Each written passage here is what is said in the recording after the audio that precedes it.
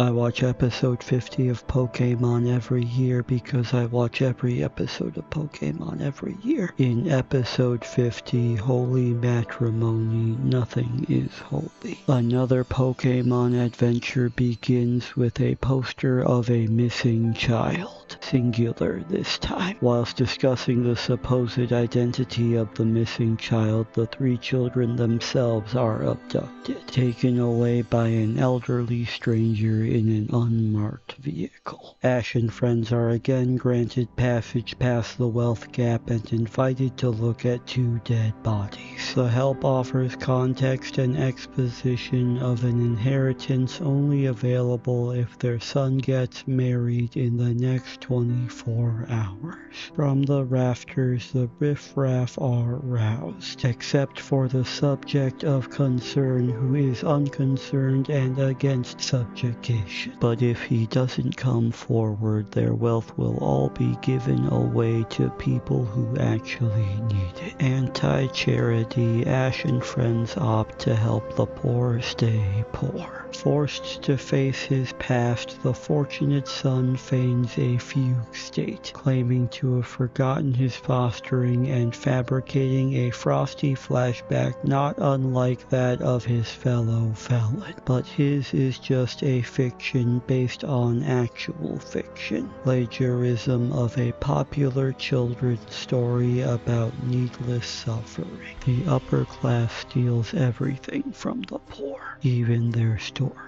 He tells them about how he died as a child and how his dog died as a dog and then went to heaven with all the other dead children and dogs. Because that's how all 19th century British stories about orphans end. His audience is compelled except for Misty, who doesn't care about dead kids. His companions, who have actually overcome suffering, take control of the narrative and his body and return him to his unstable home environment, where it is revealed that his deceitful nature is genetic. The rich never die. His compatriots continue to puppeteer his body and speak on his behalf unnoticed because the wealthy can't even see poor people. They lead him to his lady-in-waiting, who looks a lot like his lady-in-hating. As the lies continue to compound, the crooks still trust the words of the upper crust. It's easy to be a victim of gaslighting when you can't afford gas or lighting. The doppelganger dupes the gangsters into entering her dungeon, where it's always cuffing season. Mistress J initiates impact play as his parents reminisce on their own courtship. The dom ups the ante with her vile plume, adding non-consensual non-consent to the scenario as Ash tries to make the most of this learning opportunity. Who's that Pokemon toxic behavior? Their air with the air affects the air that they share. But his dead dog isn't actually dead either. His childhood pet saves him from the scare, and beneath his family portrait they undergo aftercare.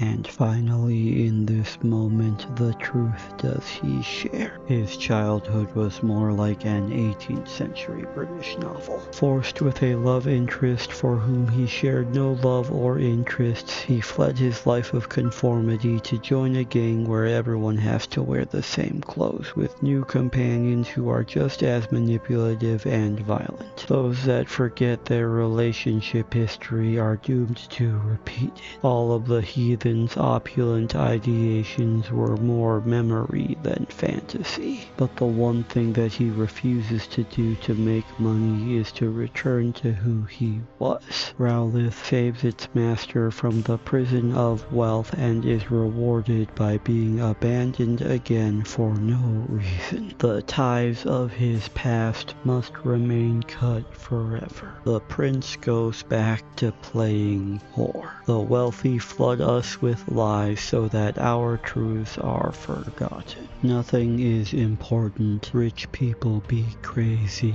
and the cycle of neglect is always to be continued.